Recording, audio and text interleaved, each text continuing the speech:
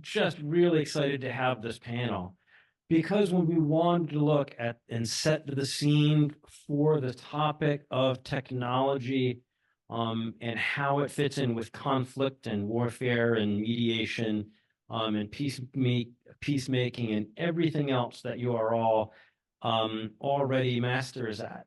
We wanted to say, what is the best panel that we can put together? And we wanted to cover each of those areas with really the best folks that we could find. And we really accomplished that with this. So we'll be starting out with David Bonfili. He is an adjunct professor here at SIPA, the School of International Public Affairs, but he really comes out as not just someone involved in technology, but also technology investing for national security, right? So if we want to have that conversation around, okay, how is technology being used now in conflict, but also how is it going to be used? What technologies are going to be coming down? We're really thrilled to be having David. He's working co-founder and CEO of Acme General Corporation, which works with government clients to help connect them with these technology startups that are doing the cutting edge technology. Prior to that, he worked in 3 different hedge funds in this space: Optagon, BlackRock, Alternative Investors, and Two Sigma Investors. Prior to that career in finance, he was at the Institute of Defense Analysis, which some of you might know is one of the think tank is a close enough term doing national security work. During his time there, he earned the Army Commander's Award for civilian service, working on counter IEDs, counter improvised explosive devices. He was active duty in the Navy as a nuclear submariner intelligence officer and was faculty at the U.S. Naval Academy. So we'll be starting with him. And after that, things just continue to be great because we'll go to Camino Kavanagh, who I understand is joining us perhaps from a extraordinarily different time zone. Because when you're saying, all right, who can we bring in that understands what is actually going on right now when you're looking at technology and the impact and in the mediation, she is just the go-to person right now. I can't think of anyone better. So she's a visiting senior fellow at the Department of War Studies at King's College London. Her research focuses on really all of where these areas are overlapping: international security, geopolitics, conflict technology, cyber intelligence, critical infrastructure protection, all of these areas. And she's really distinguished herself as a senior advisor in the UN Department of Political Affairs, Policy and Mediation Division, specifically on digital tech and conflict. The two biggest things that have happened in my field in cybersecurity. Oh, I haven't introduced myself yet. I'll get to that. In cybersecurity, she's been at the heart of that as an advisor, a rapporteur to the 2019 to 2021 and 2016, 2017 UN negotiating processes on cyber and ICTs, which are the UN GGE, the group of our government experts in the open-ended working group. She's also advising and consulted the UN Secretary General's office on a range of areas, right? If you need someone to talk to on these, she is the expert. And last, I want to introduce my colleague, Steve Biddle, who has done the most interesting, exciting, and award-winning work on if 2 forces are going to be meeting in battle, how do you understand the interplay about which one is likely to win, is the way that I would put it. And he's especially done a lot of work, including a recent Foreign Affairs article on, okay, we're seeing, especially in Ukraine, all of these new technologies and drones and AI and the rest of this. And so how do we imagine, how do these things play out when you're actually thinking about warfare, about 2 forces that are meeting in battle? So when we're thinking about all these new technologies, it can be so easy to get caught up in the, okay, this is going to change everything. Well, Steve has dedicated his academic career to looking at that. So he's a professor of international public affairs here, adjunct senior fellow for defense policy at the Council on Foreign Relations. He served on the DoD's Defense Policy Board with General David Petraeus' Joint Strategic Assessment Team in Baghdad in 2007, senior advisor to the Central Command's Assessment Team in Washington, D.C., 2008-2009, and a member of General Stanley McChrystal's Initial Strategic Assessment Team in Kabul in 2009. So not just an academic, but also someone that dove in deep with practice and with policy. In his book, Military Power, Explaining Victory and Defeat in Modern Battle, won multiple prizes, and he was awarded the U.S. Army Civilian Service Medal in 2003 and again in 2006. So you can see we really tried to get together the all-star team. My name is Jason Healey. I run the SIPA cyber program here. And my background, an American in background was in military intelligence, finance sector, and White House, and doing cyber intelligence, cyber policy at all of those places before starting my academic career here. So we want to start with you, David. Oh, and just to let you know, we're going to try and go to Q&A, questions and answers, as soon as we can at an early moment. So do have your questions ready and be ready to catch my attention. I'll be casting around, and I'll call any questions in the order that I see them. So David, actually, if you don't mind, so what I'd like, if you can just start us off, and as we're talking about these technologies, what are the technologies that are the conversation right now? But before we get that, can you give us maybe just 2 or 3 minutes on how is this interaction for this investment for these technologies? Right, I know you get to see how one country does it, the United States, but I think that might really set us up for some of these later conversations. Excuse me. Awesome. Well, thank you for having me today, Jason. It's great to be up here with Camino and Stephen. I've followed Stephen's work for a long time, and so it's a pleasure to be on a panel with him and here with all of you today. I think I'll try and answer the question, but I'll also try and fight my instinct, having been a former professor at the Naval Academy and on the faculty here, to just talk at length and try and keep it short and seed some things where you can maybe come back with questions that are the most interesting to you, and I can try and address those. One thing that wasn't mentioned in my bio that may be relevant is that I'm also on the supervisory board of what's essentially a merchant bank, investing in and trying to accelerate the development of commercial technology in Ukraine. And I just got back from about 10 days on the ground there, meeting with a range of government officials and companies. And so happy to sort of talk about that if there are specific questions that people are interested in there as well. And as Jason did mention, in my day job, my company spends a lot of time sitting at the intersection of national security professionals and technology companies that are what we call non-traditional technology companies here, meaning that they haven't historically done significant business with the Department of Defense, and then private capital, who are increasingly interested in investing in that space. And so I'm happy to talk at length about those areas as well. Maybe an initial observation that I would make that I think is relevant, and we were talking about it at my table at the lunch here before we came up on stage. Someone said, well, isn't it the case that historically in the US, the Department of Defense has driven the development of a lot of cutting edge technologies? They funded the research and development. Those technologies transition then out of a defense environment into a commercial environment, and people talk about things like the internet, but you can really look at sort of much of what's now Silicon Valley exists because of Department of Defense funding in the 60s and 70s.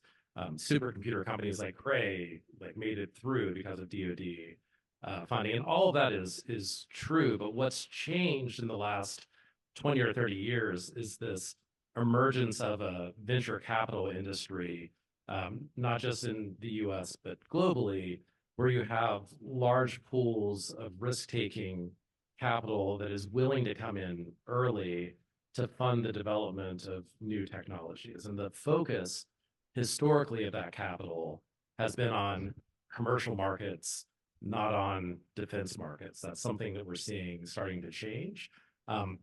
Historically, the focus has been on commercial markets because the economic opportunity there is so much larger. The Department of Defense has a large budget, we call it $850 billion in the last year, which compared to most countries seems quite large. But when you think about the number of people, well, when you think about it compared to the number of people buying iPhones globally, it it ends up not being. So from a total addressable market perspective, commercial opportunities are just much larger than defense opportunities. And that's affected where commercial investment dollars have gone. The other issue historically has been that if you're willing to put risk capital to work early in a venture investment, you're doing it because you expect that most of your investments will fail, but the ones that succeed will succeed spectacularly. The return will be quite high, the margins will be very large. And the model that has developed in terms of sort of economic performance in the US defense industrial base in the last 20 years is quite at odds with that. There was a large consolidation in the defense industrial base here following the end of the Cold War. We went from having 50 large defense contractors to maybe 8. Now those large defense contractors have their research and development largely funded by the government, which means they're not really taking research risk. They sign contracts that tend to be what are called cost plus contracts, meaning that their costs are covered once they start producing something and they get a fixed profit on top of that. That profit is relatively small by venture capital terms, 8 to 12%, let's say. And so the whole model of the defense industrial base doesn't really work with venture capital. And as venture capitalists try to enter the defense space, there has to be a way of reconciling those things. And that's something that people are struggling with. The other thing is just a structural timing problem. Most venture capital funds are 7 to 10 years in length. In the US Department of Defense right now, it takes about 2 years to write a requirement to decide what you want to buy. It takes about 2 years to get money appropriated to buy that thing. It takes about 2 years to go through the solicitation process to acquire something. And even if you overlap those processes, you're 5 or 6 years in, if everything works, to be able to buy something new. And so the timelines just don't work with a venture capital horizon where they have to invest quickly and harvest relatively quickly. The companies that they're investing in, even if they're successful, are not mature enough yet to be harvested, which has an impact on fund life. So there's some of the challenges in the space. And I can see that mattering if non-states are able to move more quickly. And I think that might even play out on this scenario, right? If governments are going to be more slower to incorporate these and to respond to these, what kind of technology? When we're talking about technologies in this case, what does that mean here? So in terms of the technology areas, the other thing that's been very interesting here is these areas where you're investing commercial dollars are more and more relevant in a national security context. So, historically, DoD was buying planes and ships and submarines. Now, when you think about commercial space, whether it's communications networks like Starlink or imagery like Maxar or companies like ISI with synthetic aperture radar, they're all very real commercial use cases, but very real defense use cases. When you think about artificial intelligence and all the sort of spinoffs from that, machine learning and neural networks and large language models, very real defense use cases, very large commercial markets. When you think about areas like robotics and autonomy and all these areas, you're seeing much more money invested in commercial sectors than you are in defense. And you're seeing the best talent going to the commercial sectors. And so the question is, can you pull that technology back into national security use cases in a way that matters? Maybe the last thing I'll say before handing it back over to you, Jason, is probably the most poignant observation from the time that I spent recently in Ukraine is that the period of time that people are thinking in right now is like 3 months, not 3 years or 10 years. And so the question becomes, if you need to get from I have a problem to I have a solution in a period of time measured in months, do we have systems in place, not just in the US, but globally, to allow us to move that quickly and to scale that quickly and to pivot that fast when the historic model has been based on longer time periods, locking things in, and then making money off the sustainment of new technologies over decades? Like, that model doesn't work. Not only are they looking for solutions in 3 months, but the solutions they have are obsolete 3 months after that. And so there's a real conceptual change that has to move into processing that we haven't begun to scratch the surface of. And I'm really glad you mentioned space, because it strikes me a lot of times when we're talking, it can be easy when we're talking about technology and how it plays out in warfare and in peace, for us to think about ICTs, to think about the information communication technologies, to slip into thinking about, okay, network, the impact of networking and computing and AI and cloud and cyber and disinformation and all of that range of things. And I'm so glad you brought up space, because it is one of these areas that is also like changing. Like I think drones also, right? Yeah, the innovations in space and with drones have certainly been enabled by the advances in ICT, but not only, but by materials and by all sorts of other areas that are not directly tied to computing. Are there others or examples in that, or? Well, I guess maybe the thing that I would say about commercial space that's interesting is you'll often hear the use of the term dual use technology, things that have relevance in commercial space and in defense space. And as a term, that's fine. There are lots of technologies that are dual use, but there's a difference between a technology that's dual use and a company that's dual focus. It's very hard to develop commercial markets and defense markets at the same time, particularly for early stage companies. So you get all these companies thinking they're going to do both and finding that to be challenging. Commercial space and to a degree, cyber are sort of areas where I think you encounter fewer problems because the thing that you're building for a commercial market is more easily adapted to a defense market. The challenge in a lot of hardware areas is that the thing that you're selling commercially is almost right, but not quite right. And the company has to retool to figure out how to sell into those commercial markets. The other thing that I didn't mention earlier that I think is worth bearing in mind is that because of the rise of commercial infrastructure, whether it's commercial space or whether it's network infrastructure on land, private companies are involved in conflict now in a way that they historically have not been. And in the case of Ukraine, that hasn't presented a ton of problems for the US, at least because US companies that are involved in Ukraine generally don't have a large business in Russia.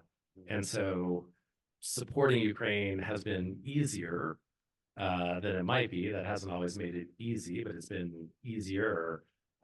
You can imagine other forms for conflict where companies have much more vested economic interests, either because of their manufacturing base or because of their client base, where figuring out how to participate or not participate in those conflicts is going to be a much more difficult question.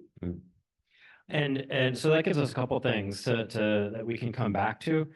As you're talking about how slow it is for states to work on these things, that helps me think about like how these technologies are going to proliferate, which I think we can come through. Also, are we going to, the direction of heading towards two technospheres, right? If we are heading towards a Chinese Russia technosphere, and those that find that like that technology stack, the technology stack, like that series of technologies that are going to work together from the bottom all the way, from the fiber optic cables and how they're run and strung all the way up to what humans interact with, and one that's maybe a more U.S. centric, like how that might change conflict. But I think we'll hold on to that idea for now, because I wanted to hear from Dr. Kavanagh, if you don't mind us going to you next and give you a chance to say hello. And you've been really at the forefront of the diplomacy and the discussions in this area. So I think turn it over to you on your thoughts. Hi, Jay. Hi, everyone. A pleasure to be here this evening. Yeah, it's been an interesting decade. And I think stealing from Stephen's article in Foreign Affairs, in the diplomatic area, just like in kind of the technological area and adaptation by the military, There has been very incremental adaptation to on the diplomatic front to what's happening, and definitely not tectonic shifts. Nor there hasn't been a revolution in military affairs, nor has there been a revolution in diplomatic affairs. So I think, nonetheless, there has been a lot of work done at the UN over the past couple of decades. In 1998, Jay, you're very familiar with this. The Russian Federation tabled a first resolution in the United Nations General Assembly First Committee on International Security and Disarmament. It was a very different time. And a very different focus. What initially started as an effort to, reduce its dependency on U.S. technology, the U.S. commercial sector in this regard, ended up through negotiations turning into a series of groups of governmental experts that have negotiated the norms and international law applicable to the use of ICTs by states over the past couple of decades. So there have been 6 of these groups of governmental experts at the UN, and there has been one broader open-ended working group involving all UN member states, and there's a current one underway at present. I think what's interesting for this discussion is the growing acknowledgement that states are using, for example, cyber operations targeting civilian infrastructure, and both outcome reports of the group of governmental experts and the open-ended working group in 2021 did state that such operations targeting civilian infrastructure risk having potentially devastating security, economic, social, and humanitarian consequences.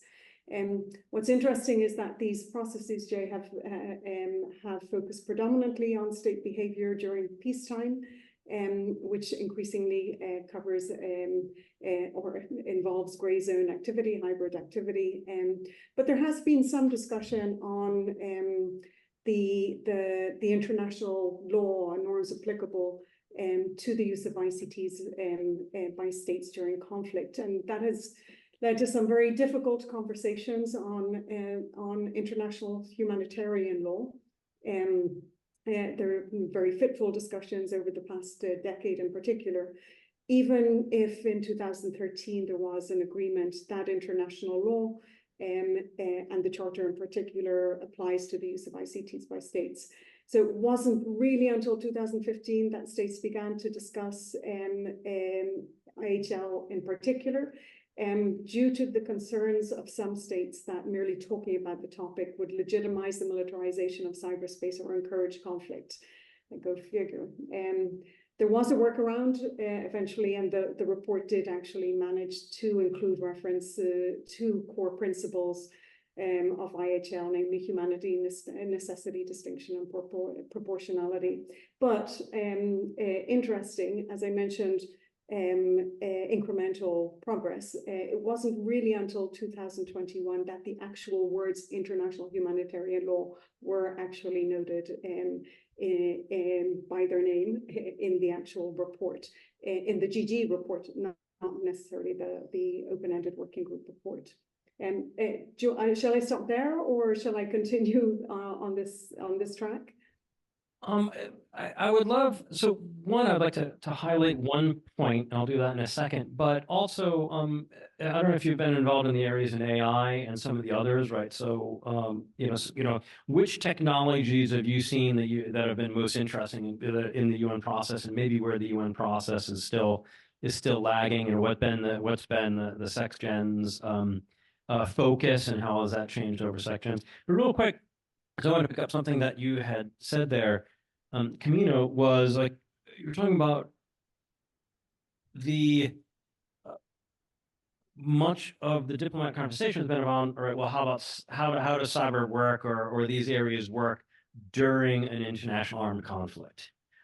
But most of our history, right, on the cybersecurity side, but also on, if we're going to add in disinformation and the rest, right, most of this has not been happening in an international armed conflict, right? It's been happening in the gray zone. And so our experience of these technologies in tensions between states has generally happened in the post-Cold War era, where states have not been invading each other for territorial gain. Generally, right? It was one of the most peaceful periods of the least international armed conflict that we had ever seen. And so it's certainly one of my areas is to keep this focus on, boy, our muscle memory, our experience, the experience of our principals, the experience of the academics, of the practitioners, has been when states weren't engaging in highly risky behavior. So it's possible that this gray zone behavior is going to be much more dangerous if states are increasingly seeking more risks, that they'll take additional risks when we're looking at how, for example, they use ICT, how, for example, they might use space or decide to knock out someone's satellite, how they might decide to use cross-border drone. I'm sorry for that relatively long bit there, but I thought you hit on a really interesting point. So kind of where's the conversation on the technologies? Like which technologies are most part of the conversation, and which do you see are up and coming? Okay, so in the UN context, at least in the one on ICT, there has always been a pushback to actually focus on technologies per se. The focus has been on behaviors, so how states are using the technologies. So that could be through cyber operations, targeting critical infrastructure, so forth. You've moved to to another group of governmental experts, which is focused on lethal autonomous weapon systems, and that's a bit more concrete, but still a huge area. And there still is, I think, an issue there in actually boiling down into what it is that states are really negotiating. And the elephant in the room in both processes is the use in conflict. In AI use by the military in conflict, I think, is one area that more and more people are suggesting there needs to be a much more dedicated focus. In the GGE, on ICTs, or the open-ended working group on ICTs, there has been, over the past couple of years in the current open-ended working group, a little bit more emphasis on AI, but AI and cybersecurity, on OT security, more kind of tangential issues, or issues that enable different types of operations and so forth.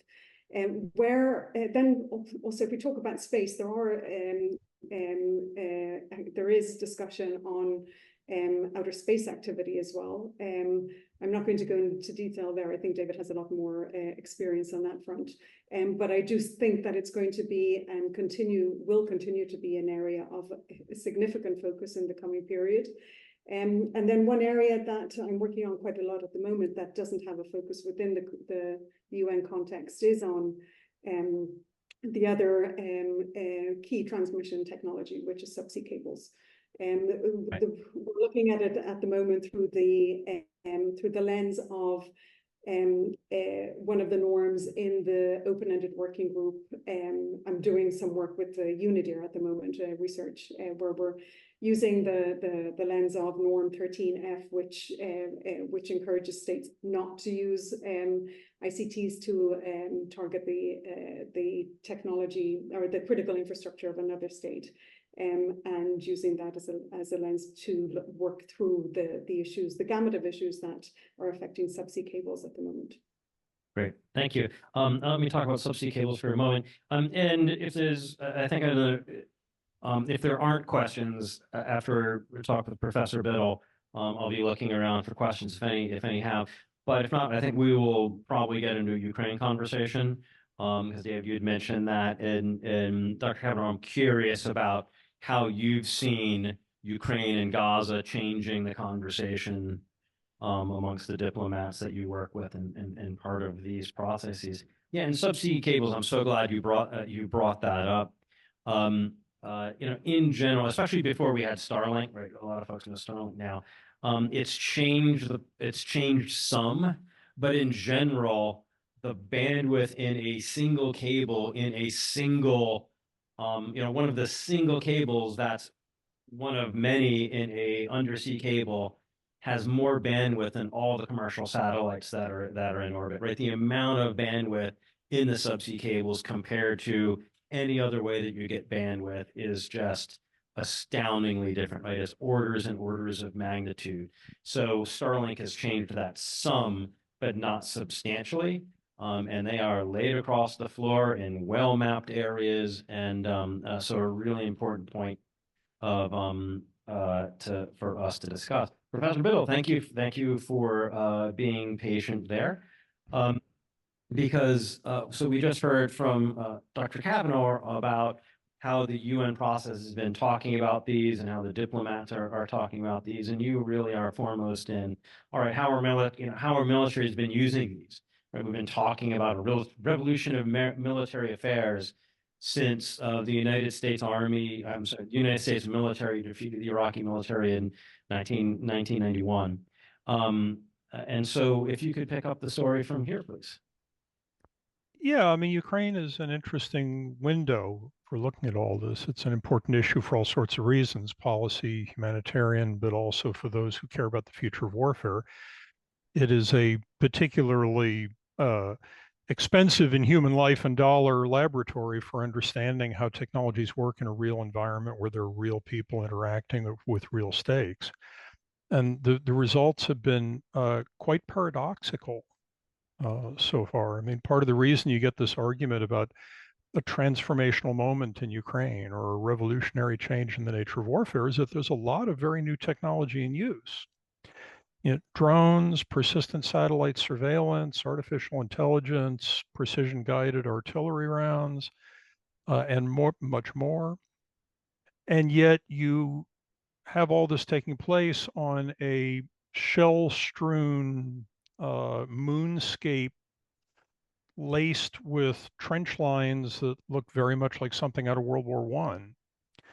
We've seen millions and millions of unguided traditional artillery shells fired. We've seen images of factory floors churning out mass conventional weapons that lack only Rosie the Riveter for passing for something out of 1943. So you got this odd juxtaposition of the radically new and the apparently 21st century cutting edge and the apparently very old, and all these kinds of throwback images of the world wars of the 20th century. So what's going on with all that? And I think the short version of what's going on with all that is that although the tools of war in use in Ukraine have often, not always, but often been very new, the results they have produced have been much less new.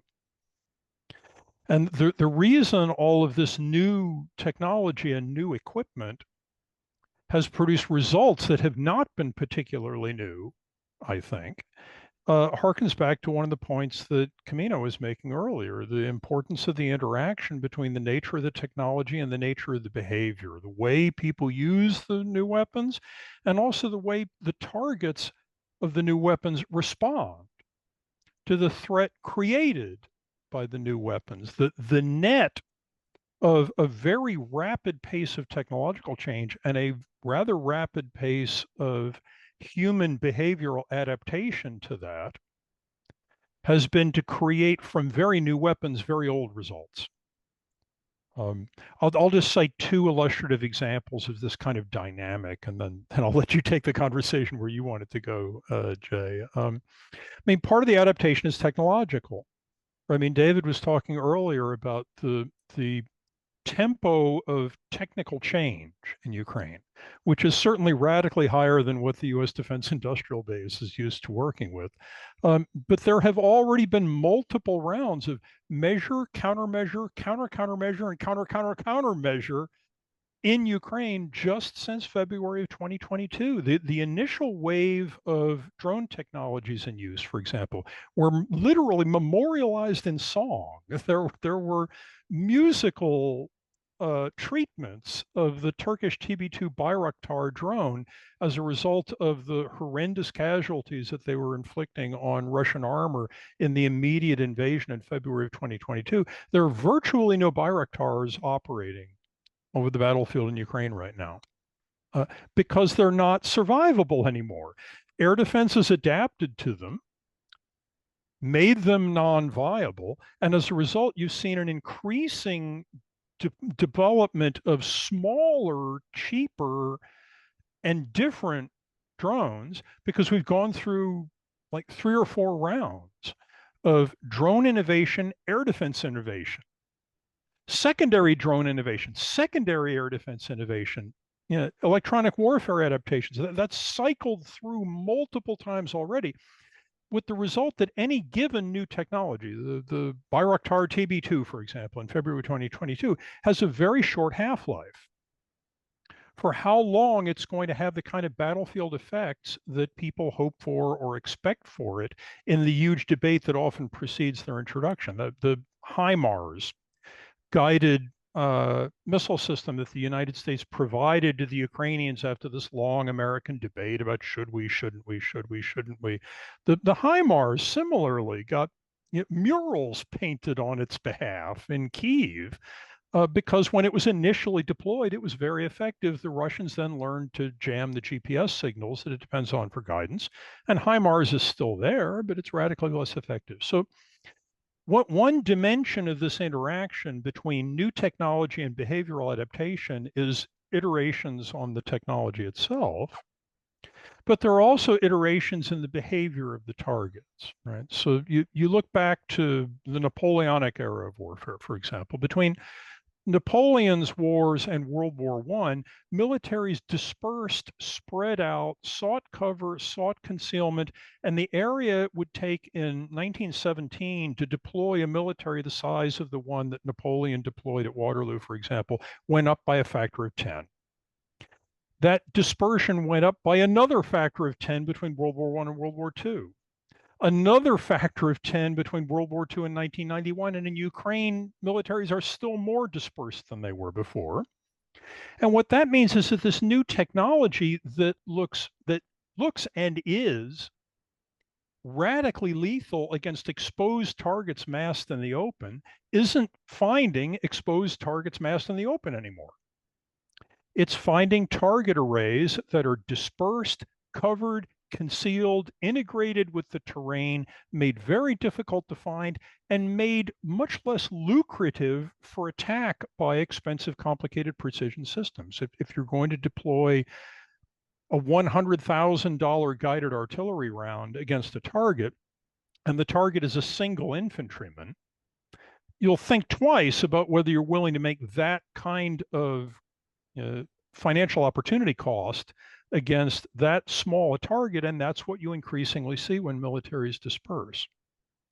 So the bottom line of all this, I think that the explanation for this apparent paradox of new stuff, but results that aren't all that new, is that the effect of the stuff is powerfully mediated through the behavior of its user, its opponent, its technical opponents, and its target.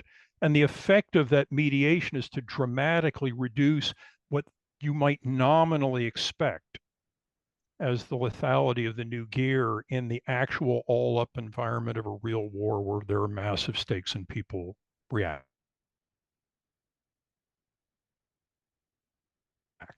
and adapt.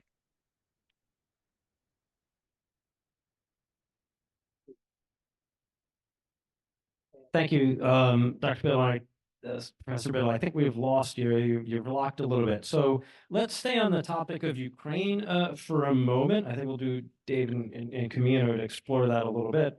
And then I'm going to start looking. If you have a question or even a comment, please get my attention.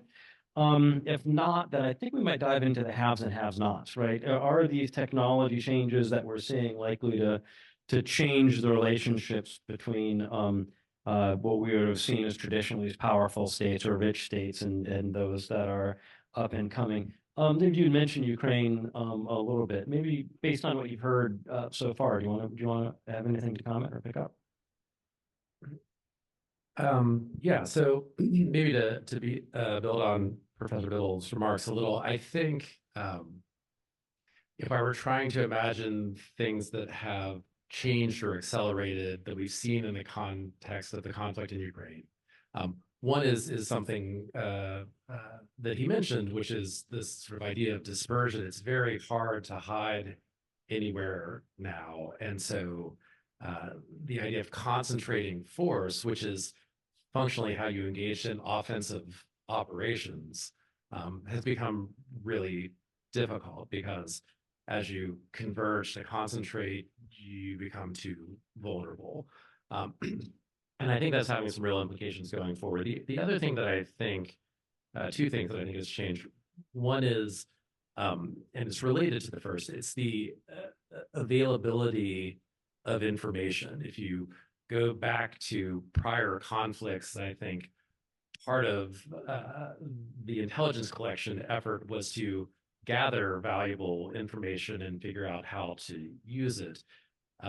In the context of the conflict in Ukraine, people are awash in information, whether it's from commercial technology or exquisite sources. And the question becomes not how to get access to information, but how to separate signal from noise in the process.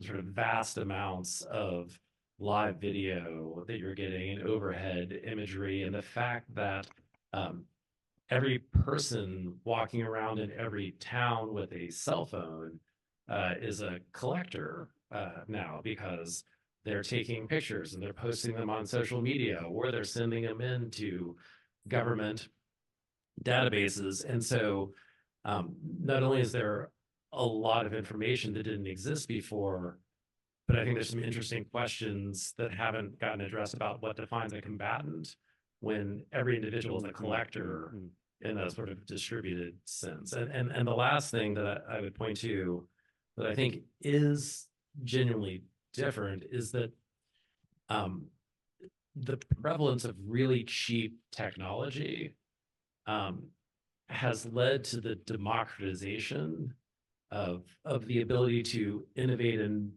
build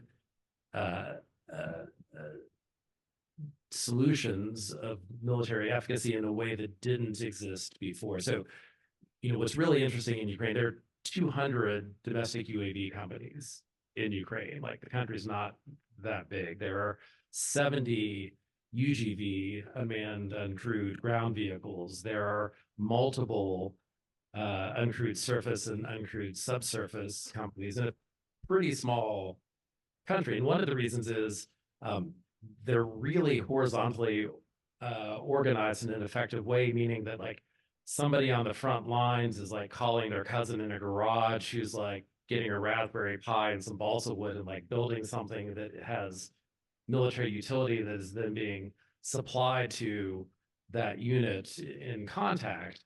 And so you have a lot of that going on, but then the question becomes, how do you surface that and scale it effectively? And the other thing that's resulting from that, I think, is you're starting to see the sort of decomposition of exquisite platforms into individual pieces and components that are cheaper to produce and more survivable. What do I mean by that? If you think about like an MQ-9 Reaper, like the drones that you see the US flying and shooting missiles from down on targets, what's happened in Ukraine is they've built surveillance drones and they've built kamikaze drones, and they're separate but connected through comms links. And so you sort of sprinkle them everywhere. And when a surveillance drone sees a target, they send a kamikaze drone out to attack it. And so your targets are distributed in terms of your own equipment,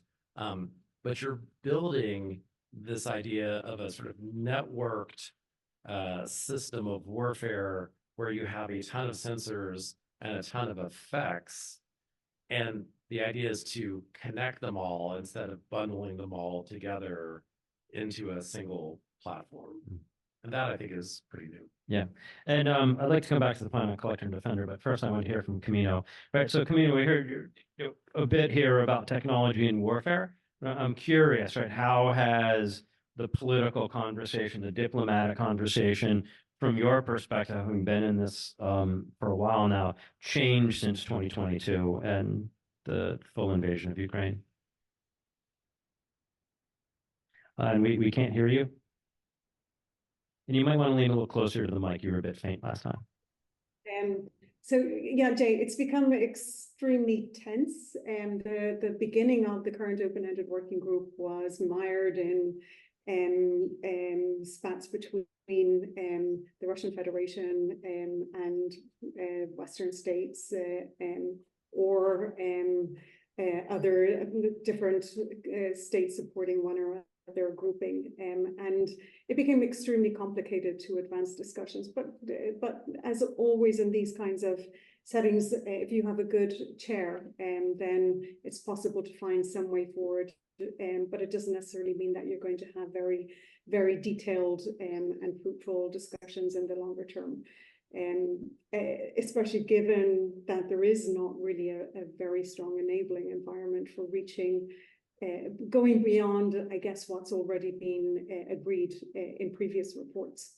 I think where one of the issues that has come up again and again, but not only amongst the major states, the major powers, but I think a number of states have raised the topic of third parties, especially civilian hacking groups and so forth, engaging in digital operations in support of one or other of the conflict parties. And that I think is one of the key issues that has I think influenced at least more research on the topic, including from an international law perspective. And I think the fact that so many civilians have actually sought or have been encouraged to use information technologies to target the infrastructure of one or other conflict party, I think that has raised many questions about the positions of certain states in relation to existing norms and international law, especially in terms of ensuring that their own citizens do not engage in conflict, especially when they're not actually parties to the conflict, the same states.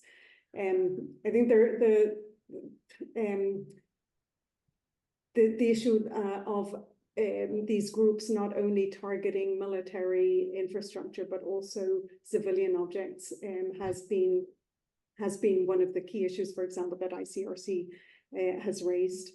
And then I'm just trying to think again, the other kind of long-term risks. I think, Stephen, you referred to, or Jay, you mentioned, referred to mediation. I think if there's ever an opening for any kind of a ceasefire or a longer term settlement, lo and behold, I have mentioned the topic, how to get these actors to actually cease their activity. And when conflicts between regular armies stop, how can those additional actors be controlled? I don't mean just the hacking and the offensive operations, but also the information operations that are often conducted in conjunction with these. So how do these kinds of wicked problems actually feed into the equation? And this is definitely a topic that's keeping mediators up at night, not only in relation to Ukraine, but also Gaza, but a slew of other conflicts.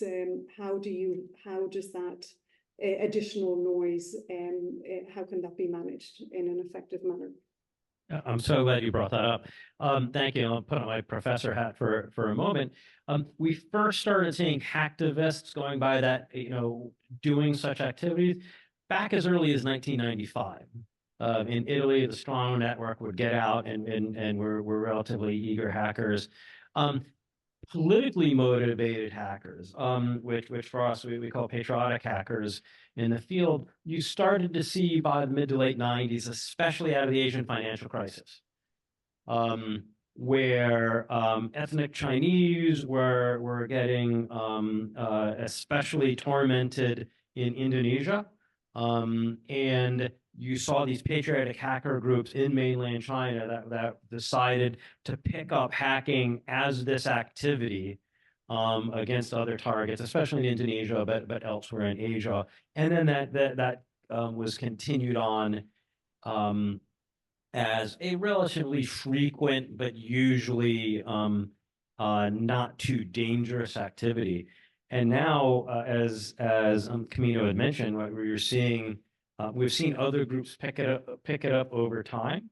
But the one that has especially caught my attention and of others has been groups siding with Ukraine that originally had the Ukrainian government that seemed to be organizing or at least cheerleading, and including not just, as Camino had said, hey, wouldn't it be nice to slow down the Russian military, but also here's a Ukrainian grocery chain that hasn't divested themselves out of Russia quickly enough. Let's go after them. And so when that's connected to a government, right? How are we going to do that, especially for many in the West when they might have agreed with the political position, although it was well outside of what we would want, we would generally want hacked. Is that an okay summary there, Camino? Sorry, Jake, could you? Oh, I was just seeing if I did okay on that. I'll Yeah. just build on. Okay, I'll just build on, in a point on David. I loved your point. We talked about the collector and defender. Especially if you're not aware, in Ukraine, of being work done by one of our Columbia adjunct colleagues, Greg Rattray, with the Cyber Defense Assistance Collective for Ukraine, CDAC.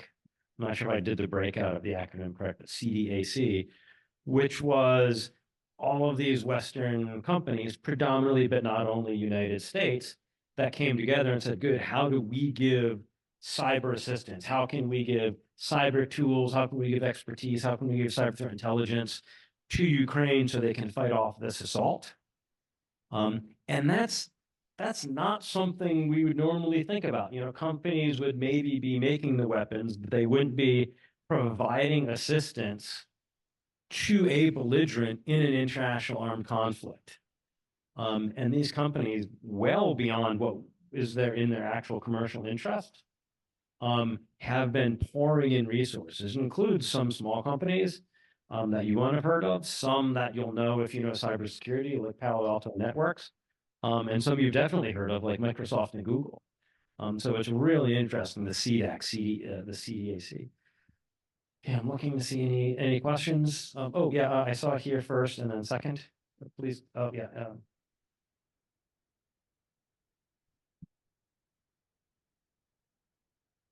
Thank you very much for some really interesting and nicely complementary interventions. And I'm getting a lot of throwback to the OEWG, where many of us spend a lot of our time. I have, I guess, two questions, and they were mainly inspired by some of the things that you said, David. I know we already spoke at the table, but this notion of the graying of who's a combatant, and the reference to CDAC also brought this to mind. I wonder, when you engage with private sector actors and also those looking to invest, this conversation around when private sector entities might also be considered a party to a conflict, whether that's where it happens, or just if any of you can speak to this, this legal, in a way, definition. And the other thing was, again, there's some very, I guess, sort of, many in this room will consider positive ways in which the private sector has leaned in, as it were, to defend Ukraine. But we also spoke about earlier today, sort of that open door to private sector, and when is there a risk of overdue influence and manipulation of governments and their ability also to indeed do what they need to do. So being influenced against what their own goals, I guess. I'm interested in those two dimensions.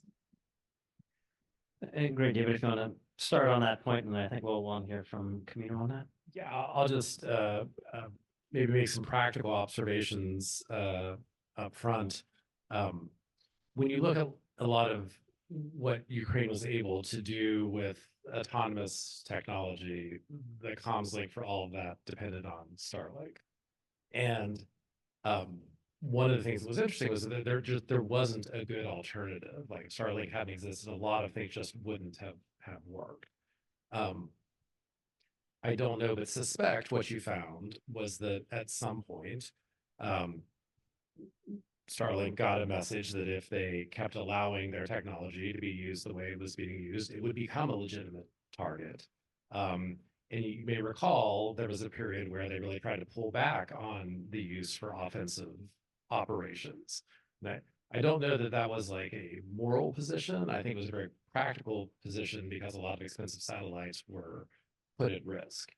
And so you're sort of seeing that firsthand, like how can you put at risk commercial technology and how does that impact the position of companies that may be based in a given country but are largely without state? And I don't think there are good answers to that. But the flip side to that is more recently, Starlink has been used by Russia for targeting as well. And there were a number of questions in the US about how the government felt about that and was that permissible or not, and what were they going to do? And the gist was like, there's not really much that they can do.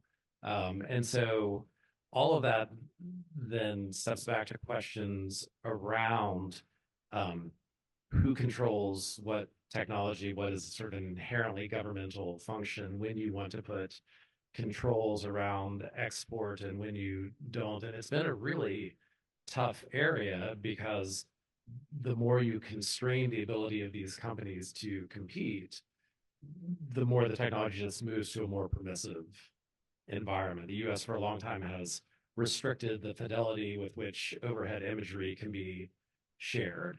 But all that meant was that it gave a window for other countries to develop overhead imagery and share at a greater resolution because US companies were restricted from doing it. And so at some point you have to think about, has the sort of historic challenge of saying, how do you keep your technology contained, changed in a global competitive world to how do you get access to the best technology and promote the development of the fastest growth domestically? And I don't think we have good answers to that. You know?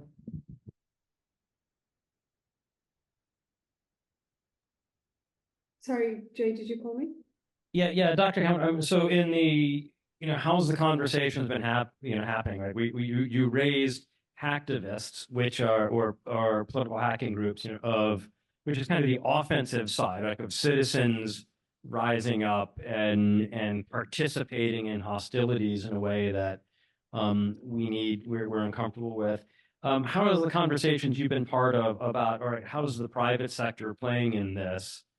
And how is that happening in these conversations, and where's the state of play within the UN and other conversations? I think maybe I'll start with I think the ICRC has been quite strong on this specific topic and has reiterated time and time again that international law provides protection for civilian infrastructure, as an example, but that these protections evidently aren't absolute. And that in particular when civilian infrastructure is used for military purposes. And here, what I think is interesting, that it doesn't really matter whether infrastructure and services are publicly or privately owned, whether they're used in offense or in defense, that it's the harm to civilians will always be similar. So I think from an international law perspective, looking at the harms to civilians is the key there. In terms of the broader discussions, whether it be at the UN or here in Europe, I'm sure many of the colleagues there are present. There have been many discussions about the role of technology companies today, and I think that gets enmeshed both in terms of in relation to the or in discussions on current conflicts and that perceived double standard that may exist depending on the conflict that the company in particular, or any given company or groups of companies, may be willing to support or not. And that does have political ramifications. I think that's pretty obvious. And then also many of these discussions are becoming enmeshed in the broader discussions on strategic autonomy and technological dependency, weaponized interdependence, and so forth. That's a big issue in Europe at the moment. So I think this topic of technology companies and their role today, their responsibilities, and so forth, it has many different aspects that I think require a lot of attention, because just even from an ethical perspective, I think ensuring that there are discussions on ethics, and that these are broadened, because if one goes to any AI warfare conference today, in comparison to a decade ago, there's very limited discussion on ethical issues. I'd also suggest looking, I think it's just an incredible document from that if you've been involved in the process, might have seen, but for others, the Digital Tech Accords, which was Microsoft coming out, originally initiating this, but working with other companies to say, hey, look, countries, member states, here's how we're going to operate. So we don't care if there's a war on, we are going to help our users, and we're going to be pushing them updates to their software. Like, don't expect us to weaponize our technology for you companies. We're interested in our users, and we're going to help the people that are relying on us wherever they are. And it's a really extraordinary document that lays out here's what you can ask for us. Like, so here's the rights and responsibilities. It's a really interesting document. Steve, I don't know if you had anything on this. If not, I'll go to the next. Okay. Yes, thanks a lot. I had a question in relation to the reports that came out about a month ago, that the Israeli Defense Forces were using AI. I think there's two projects, one called Lavender, the other the Gospel, to target combatants in Gaza. And I'm not a technology expert, so this is really why I'm asking you this. It seems like this could be a turning point in the use of technology in warfare, in particular in relation to removing human decision-making from targeting and establishing what are reasonable combatant to civilian ratios of casualties. So first question to all of you, is it a turning point? And second question, what have been the reactions in your different circles in relation to these reports? And what do you think about the fact that it seems like this story has kind of cooled down in the last month? Thank you. That's fabulous. Thank you very much. Steve, if we can maybe start. Yeah. You heard the question? Okay. Okay, good. Yeah, I did. Like the rest of this, there's a technical issue and a behavioral issue, right? So the AI is new.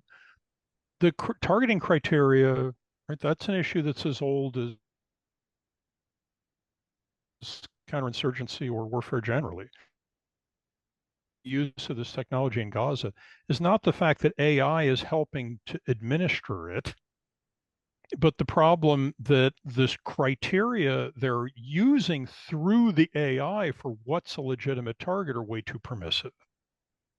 And the role that humans play in the system, which is real, right? My understanding of it from a million miles away is that human beings still have a yes/no decision when AI has nominated a target. The trouble is the humans are spending very little time making these decisions, a couple of seconds per target, but that's not a function of the technology. That's a function of the human organization's decision about how much deliberation they're willing to engage in before they declare a target to be legitimate and worth striking. And then again, there's the issue of the human organization's decision about how many civilian fatalities per Hamas combatant they're willing to tolerate. What AI is doing, as I understand it, is to speed up the process of that decision making.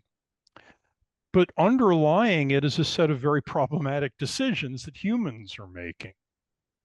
So how much of the problem in Gaza is because there's an AI routine that's facilitating all this, and how much of the problem in Gaza is because the choices that the Israelis are making about what's a legitimate target or not My instinct is the bigger issue in Gaza is the latter and not the former, though both are important at some level.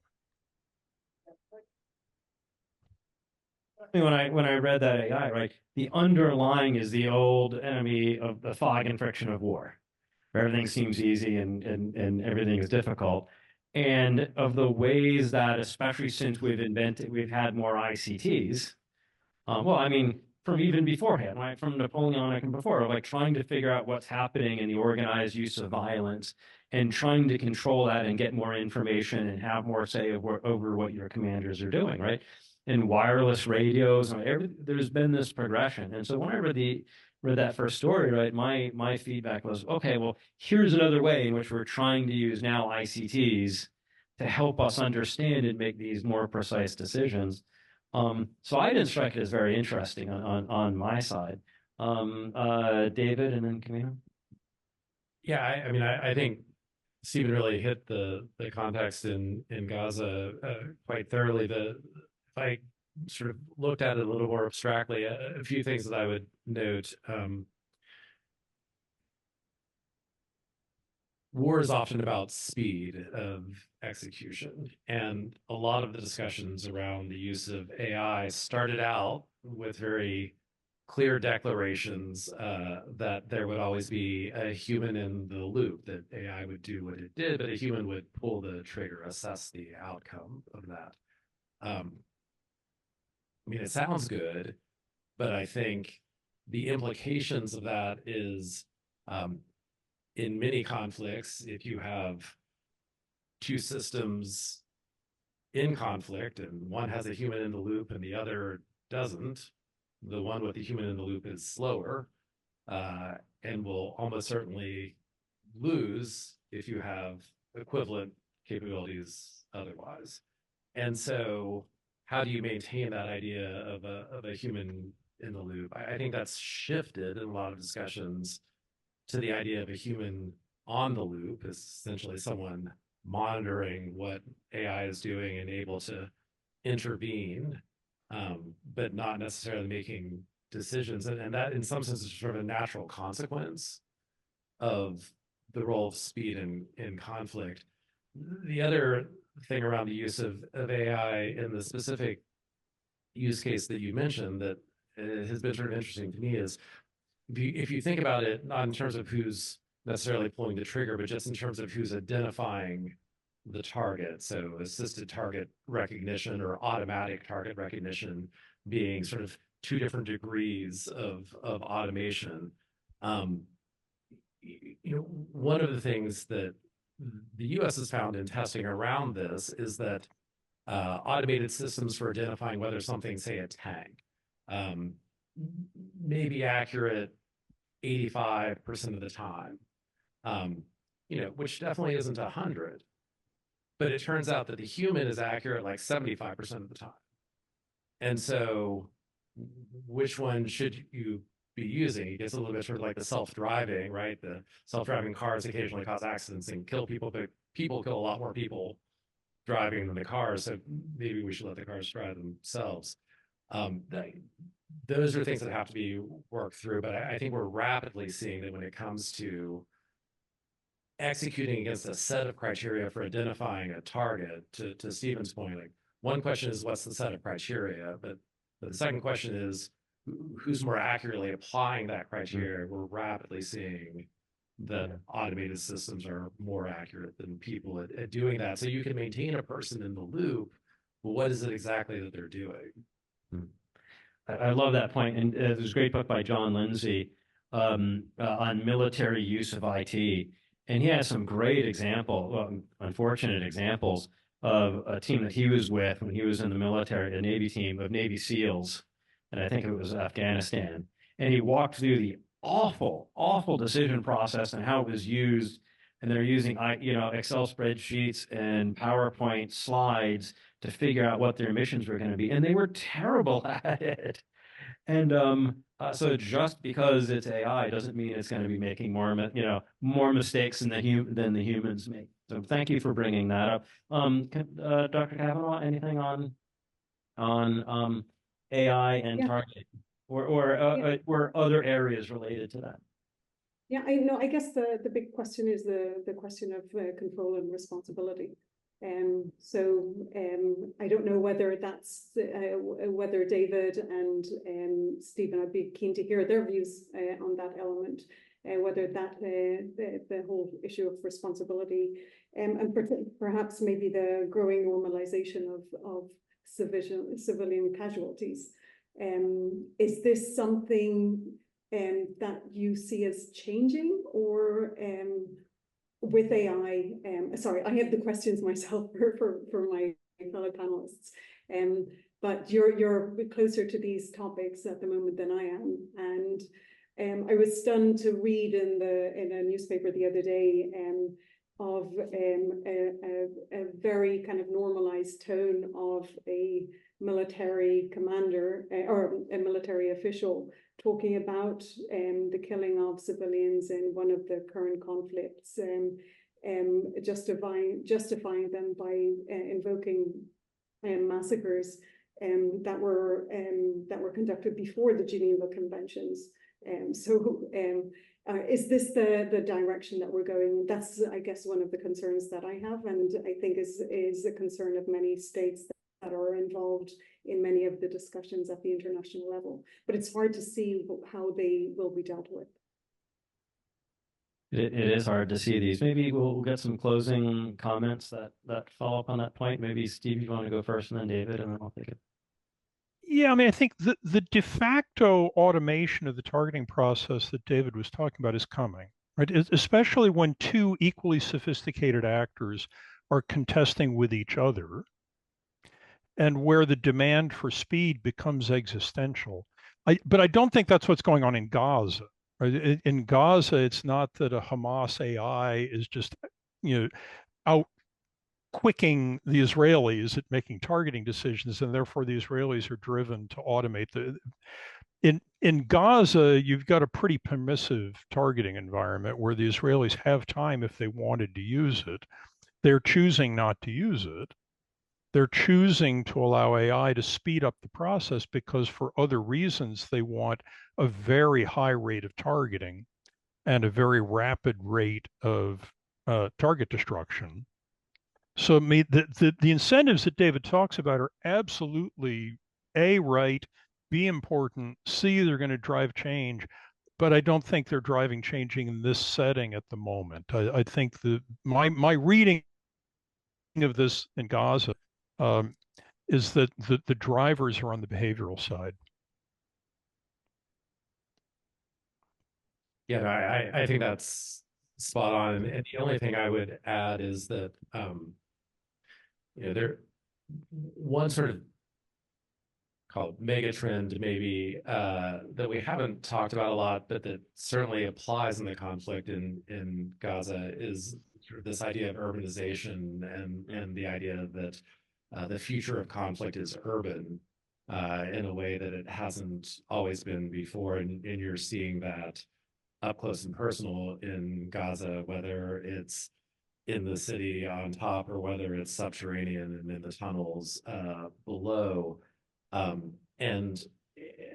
think there's probably a dimension there in running sort of the analysis of what's happening that has to be looked at through a comparative lens of what urban conflict has historically looked like in general, which is not pretty, which isn't to say that Gaza may or may not be an outlier to that, but I do think that sort of dimension of urban conflict is important to understand, and also the implications of that for future conflict in a world that's increasingly urban. So our apologies, I wanted to get to more questions. I also really wanted to dive into proliferation and haves and have-nots. I'm sorry, because we've got to close at 3:15, and I'm showing that it is just up at 3:15 right now. Just wanted to leave you. One of the things that struck me out, so I've been a cyber specialist. I really started diving into cybersecurity in the 90s, but then we were looking at information warfare and information operations. And I'd kind of forgotten about that other area, like psychological operations and disinformation. in the rest until the 2016 presidential election interference, when all of a sudden I remembered, oh yeah, let me go back and reread some of the things that got me into the field. And there was a really important book by someone named Alvin Toffler, and he wrote later with his wife, Heidi Toffler, a great team. And they wrote about how the underlying problem is the accelerating pace of technological change. And the accelerating pace of technological change was going to strike societies as a profound psychological shock. And that some would adapt well to this, but others would not. They would feel like foreigners in their own country. They would feel like strangers as they saw their society accelerate away from them. And that struck me as a very 2016 moment. That was actually written in 1970. A book called Future Shock. But so we're 50 years into this and seeing of this accelerating pace of technological change. I'm sorry, 50 years since it's been identified. And so as we're thinking about, as you're in this week and thinking about how technology is going to be affecting these areas, like, of course, be thinking about the individual technologies, including those we talked about here, drones, AI, space, cyber, disinformation, and the rest. But also, I implore you also to think about that accelerating pace of technological change. Like, how will all these other things, the new technologies coming down the line, and how can these be used in new and novel ways, either by non-state actors who have a different motivation, or by a have-not state that decides, hey, these different things might all really work together in a new and novel way, and allow me to punch or have more influence above my weight. And with that, I promised you that we were going to have a great panel that would keep you awake. We had a fabulous panel that kept you awake, so please join me in thanking the panelists, Steve, Camino, and David.